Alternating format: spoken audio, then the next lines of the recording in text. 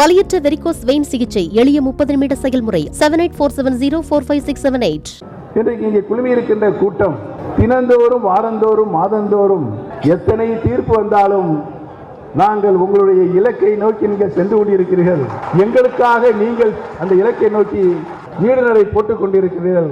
அம்மா எனக்கு 2 தடவை முதலமைச்சராக என்னை நியமனம் செய்தார்கள். நம்ம எம்பி சொன்னது மாதிரி 2001 தந்தாங்க, 2014 தந்தாங்க. 2க்கு இடைவெளி 13 ஆண்டுகள். அம்மா எவ்வளவு என்னை சோதனை பண்ணியிருப்பாங்க, எவ்வளவு சோதனை பண்ணியிருப்பாங்க. மீண்டும் 13 ஆண்டுகள் கழித்து எனக்கு முதலமைச்சர் பதவி தாங்க. பெருமைக்கு சொல்லலை, நடந்த வரலாறை சொல்கிறது. அம்மா வந்தாங்க. அம்மா கேட்கறதுக்கு முன்னாடி நான் திருப்பி கொடுத்துட்டேன் அம்மாட்ட. அந்த நாற்காலியில் கூட நான் அமரவில்லை. 3ஆம் முறையாக மாண்புமிகு அம்மாவுக்கு உடல்நலம் பாதிக்கப்பட்டு அம்மா காலமானதுக்கு பின்னாலே சின்னம்மா தான் என்னை முதலமைச்சர் ஆக்கினார்கள். திரும்பவும் நான் சின்னம்மா கையில் கொடுத்துட்டேன் நான். ஆனால் திரு எடப்பாடி பழனிசாமி அவர்களே, உங்களை முதலமைச்சர் ஆகியது யாரு சொல்லுங்க. இப்பதே அவர் ஒத்துருக்காரு.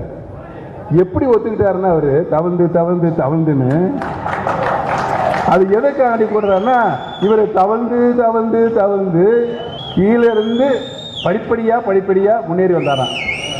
என்ன ஒரு கொடுமை. இந்த நாடாளுமன்ற தேர்தலில் நம்மோடு பல கட்சிகள் கூட்டணி சேர்ந்து இந்த தேர்தலை சந்திக்கக்கூடிய ஒரு சூழல் இப்பொழுது ஏற்பட்டிருக்கிறது.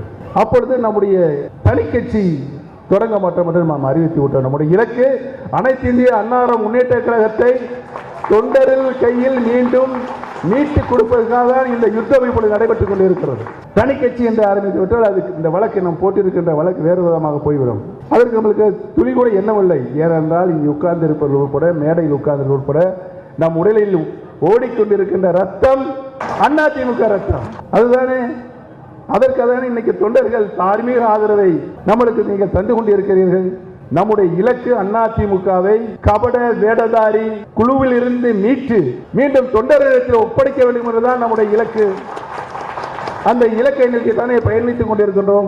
நாடாளுமன்ற தேர்தல் வருகிறது. அதுக்கு பல கூட்டணி கட்சிகள் நம்மோடு சேர்ந்து போட்டியிடுவதற்கு ஆர்வம் கொண்டிருக்கிறார்கள்.